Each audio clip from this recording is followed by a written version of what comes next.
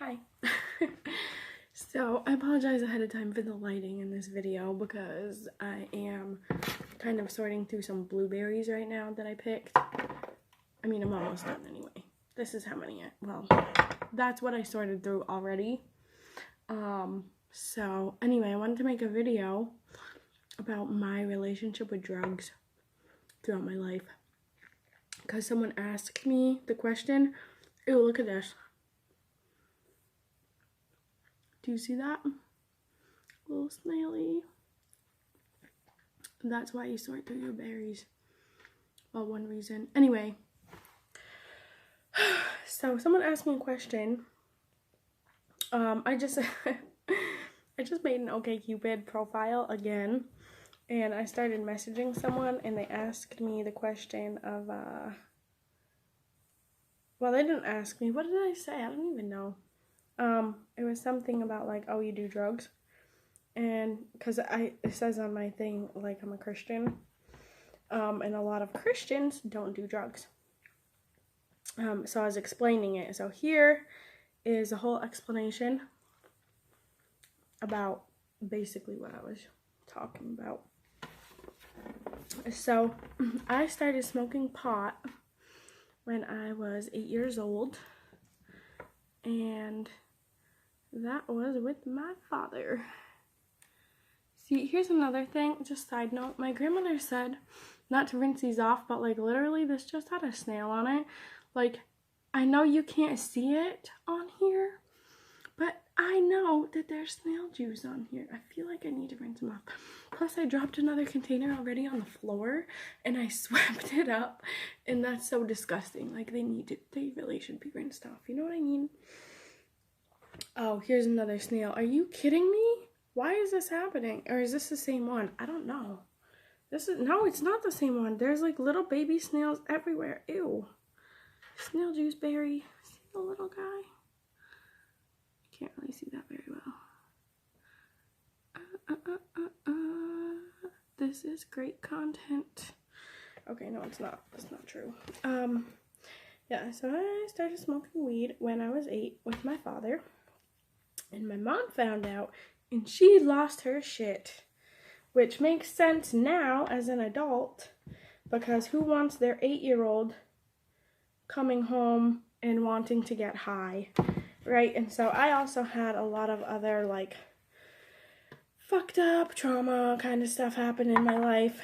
And so I really liked getting high. One, it was a way that I could bond with my father. And two, it was an escape from my reality, and that was really important to me as a traumatized person. So I basically smoked weed all through middle school and all through high school, and then in my first semester of college, and then after I dropped out of college and went to community college, I was just smoking weed the whole time. Now, when I was 8, a lot of messed up stuff happened, and because of that, I was actually unable to, like, properly interact with people in my surroundings, like children my age. And so 8 years old is like when I stopped having friends, and it's when I also stopped having memories. So from about 8 to 13, I have maybe one memory, if that, probably none. So I just remember I smoked weed, and I remember where I lived during that time. Wow, that's really sad. Anyway, so when I was in middle school, oh, maybe it's up to like age 12. That sounds more accurate, because when I was in middle school, my best friend was there with me, and we used to smoke weed together. In the middle school is when I made other friends, because there was other people my age who also were like doing drugs, and so I was like, oh, these people and me have a similar interest and we can be friends. So we would like get high together, and we would smoke cigarettes together, and we would skip school and run away together, and when the police were looking for us because we were reported missing, they would be looking for both of us or all of us together because we did things like as a group. So in middle school and high school, that's what I gravitated towards. Skipping class and hanging out with a bunch of idiots and getting fucked up. But I also, when I was in, I think I started in middle school, the people around me snorted a lot of things. And I tried it because they were in my friend group. And I never got fucked up. I snorted Klonopin. It didn't happen. I snorted Vicodin. It didn't happen. I snorted Percocet. I snorted fucking Percocet, dude. I did not feel anything. The only thing that would get me high is weed and alcohol. And so I was like, I don't know, you know, maybe someone was like giving me something else, or my friends were all lying about getting fucked up. But I don't think they were, because they were like, something's seriously wrong with you. If you like snort this, then you don't get fucked up. What did fuck me up was Butte. But that makes you sick. And I mean like sick. Like I did it like a couple times. And I was like sick for 3 days. And I was like, yeah, we're not doing this anymore because this is fucked up. And so I stopped doing that. And I only did it like 3 times. But all my other friends would get fucked up from snorting all these things, and I never did. So when they like would do coke and shit, I never like did all that. I never got way into drugs because as a child person, sorry, I gotta clean this pan off because I have to dump it out again. As a child, they didn't fuck me up, so I was like, nah, I'm not doing that. Plus, it's disgusting when you snort something, you get a really bad breath. You know what? I should get a paper towel.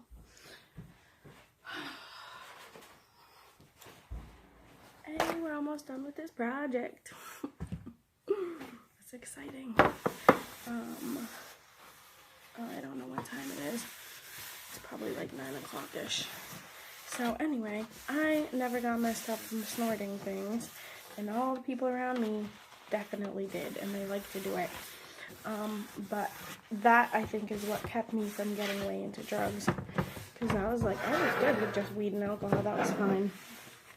And then, I don't know what happened. Something happened. I started reading the Bible. Oh, I do know what happened. God changed my heart. Picked me up right out of the pit of hell. I didn't even realize what was going on when he did that. And, yeah, so that, ew, there's hair in here. That's disgusting. I don't know if it's worse than slug juice. I think it is. Yeah, it's worse than slug juice.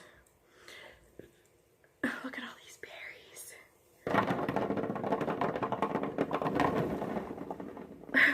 Sorry, this is like exciting for me. Oh yeah, so God started changing my heart, and I didn't really realize that much stuff about God doing stuff like that, like how he works in people's lives and things. Like, I kind of knew, but I didn't realize that's what was happening to me in that situation. And so, I started reading the Bible and stuff, and the desire to do drugs, like to get drunk, get all fucked up and shit all the time, it went away. And I remember specifically, I went to my best friend's house. My other best friend was there. I had 2 best friends. And I introduced them, and they became best friends, and that was fine. We all got along and everything. But this one day, they were going to have a party, and I bought a bottle of alcohol, vodka, to go, and I didn't want to drink it. Like, I didn't want to party. I didn't want to get all drunk and fucked up. And what happened is they all started picking on me, calling me a party pooper, and being a bunch of assholes. And it was shortly after that, like that I think is the moment I remember where their hearts changed towards me. And then shortly after that, there was a incident where my friend's mom I thought something was wrong. I thought there was like an emergency situation, something happened, because my friends weren't answering the phone. I used to talk to them on the phone like at least 3 hours a day, like fill them in on every single detail of my life. And so they weren't answering. I thought something was like emergency, like seriously wrong, and I kept calling over and over again. And my friend's mom answered the phone, and she started screaming at me, and she made me cry. I was crying for hours and hours until my mom came home from work. She was like, "What's wrong? What's wrong?" I told her what happened. And the girl who made me cry, that woman, my friend's mom, was best friends with my mom. My mom called her and said, "You made my daughter cry, and I'm not going to be friends with you anymore." And they were never friends again. They went from best friends to never talking again. Ever. They still see each other sometimes. Like the 3rd of July parade. Or she won't talk to her. Go my mom. And so, I talked to my 2 best friends after that incident, and the daughter of the woman called me, my friend, and she was like, "Your mom called my mom and yelled at her because my mom made you cry because you kept calling over and over again, and you're a tattletale." And they like broke my heart. Like, it's like one of 2 of the worst heartbreaks of my life, because they were my best friends all through childhood, middle school, and high school, and they were just being complete assholes to me. And it broke my heart, and I had nothing left anymore. I had no friends. And I had a family, but I had no more friends. And it was just me and God, and it was the best thing that ever happened. I wish it could happen again. Well, it can. But without the horrible, tragic loss. Yeah, so after that, I got a boyfriend, and that's another crazy story. I met him in a parking lot. Yeah, so I met this, well, I'm not gonna get into the whole story, but after that incident, I got really close with God and started learning about who God is. And then I had a boyfriend that distracted me, and I started doing drugs and stuff. Because, you know, I always liked drugs. I didn't realize what was happening with me that made me not want to get drunk. Like, why would me not want to get drunk with my friends? Why would I buy alcohol and then be like, go to a party with my best friends, be like, I'm not gonna drink it? It didn't make any sense. I didn't have a reason why. I couldn't explain that because I didn't know that it was God changing my heart. So when I was with this boy, I was still having that relationship with God, and he started showing me stuff. And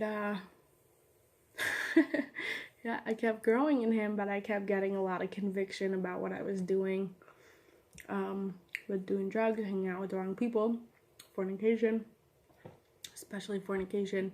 And so that's when I got that horrible cow fungus, which was completely 100% a work of the Most High, and it was a punishment for my continuous sin, because I was getting to know God, and I would he would convict me, and I would actually feel bad, like in my heart and soul and spirit, I would feel bad for what I was doing. And then when it came again, it was like, I knew I had to say no, like I could sense it in my spirit, like, don't do this, but then I just did it anyway. And I kept, I genuinely, when I asked for forgiveness, I felt bad, but I also kept doing it and doing it and doing it. And then I got cow fungus, and I went to the ER over and over and over again. I missed 3 weeks of school, couldn't diagnose me, it was fucking horrible. And I think I talk about that in my head covering video, which I don't have a head covering on now. Oh, can I show you it? Can you see this bald spot right here? It's really tiny, but you might be able to. I'm sure you can see that's not a straight line. There's a spot right there. It's like a permanent mark of God's punishment.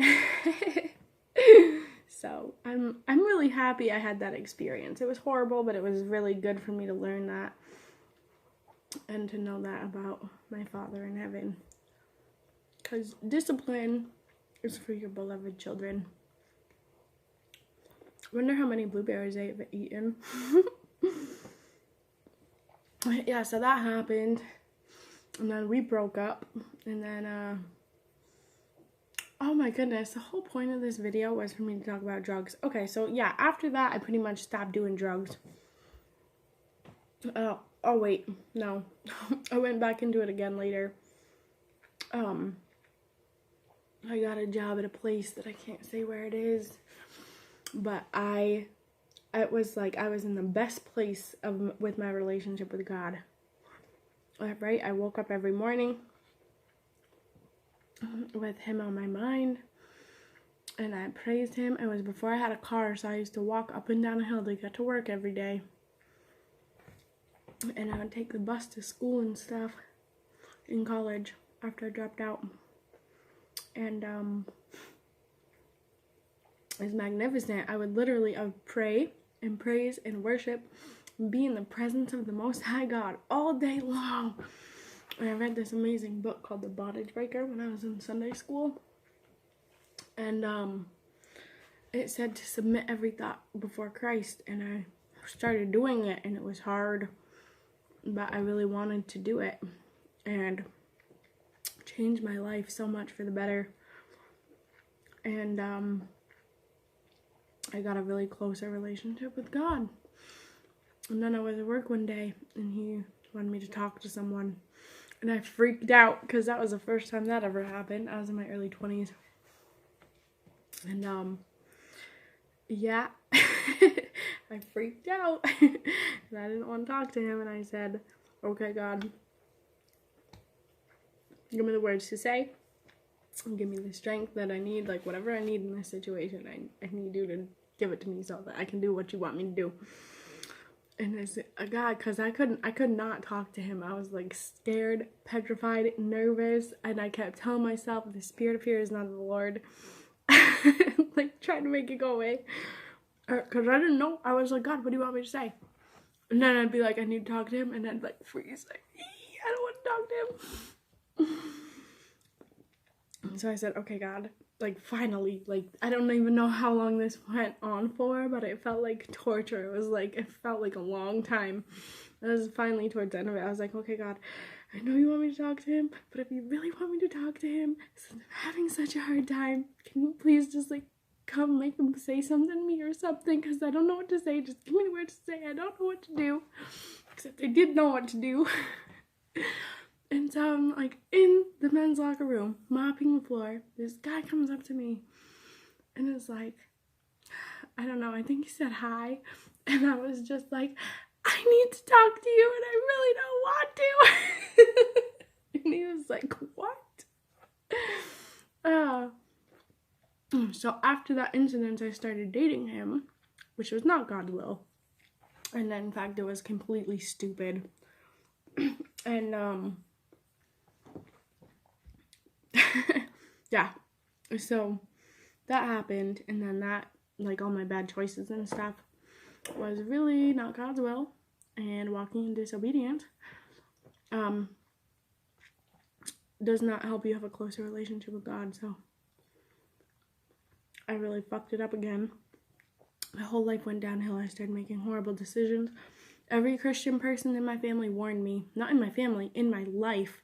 Every single one said, no, don't move in with him. Every single one.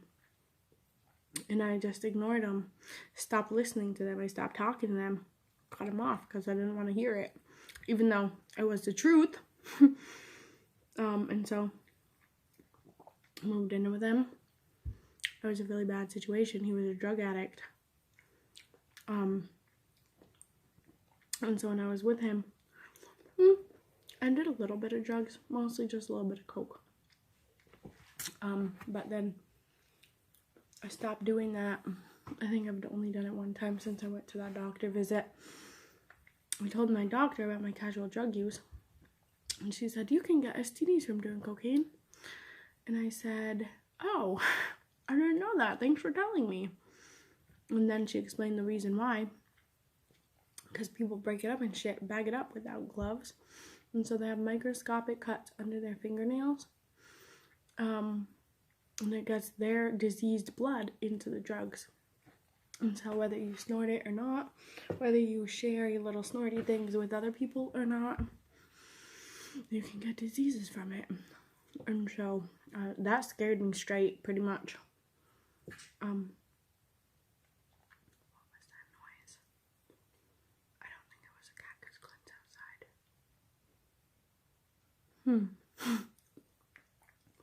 I wonder if there's a way I can condense this video. Probably not by eating blueberries. I should put these in the freezer. Hi. Hey, I'm just gonna get laundry. Okay, I'm gonna leave soon. Yeah. I have to clean up this mess I made. Looks like you got some more though. Yeah. Good work. Yeah, the bushes are crazy. Aren't they nuts right now?